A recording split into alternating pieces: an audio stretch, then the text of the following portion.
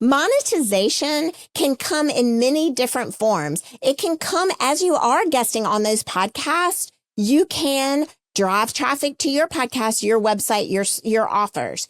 It can come out of your storytelling. You can use client success stories as part of your storytelling.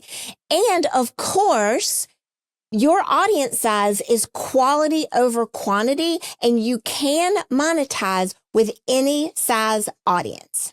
And Jason and I, we bust this myth wide open in this clip. We get a lot of questions around, can I monetize my show before it launches? Can I monetize my show if I have less than 1,000 downloads? Do I have to have 10,000 downloads to get brands and sponsors to buy into my show? And so the only answer that's no to any of those that I just listed off is that you don't have to have 10,000 downloads per episode for brands and sponsors to be interested in your show.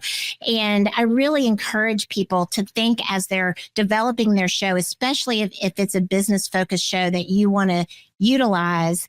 I really encourage you to think through what type of content you're putting out there and how, and what kind of brands would want to be aligned with you and work with you in kind of a win-win between the host, the audience, and the brand, because we have seen really successful monetization strategies pre-launch.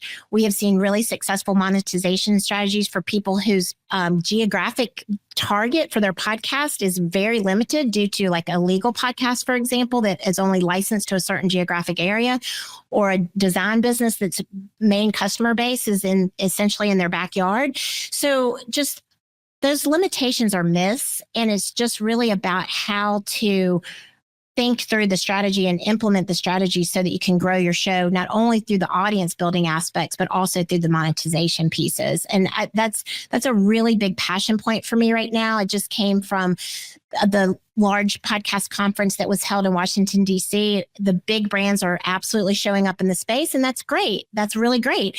But the 10,000 downloads per episode are fantastic for a cost per thousand dynamic ad insertion.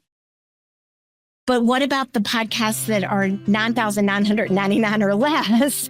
There are a lot of possibilities there. And I just encourage people to not give up before the miracle happens.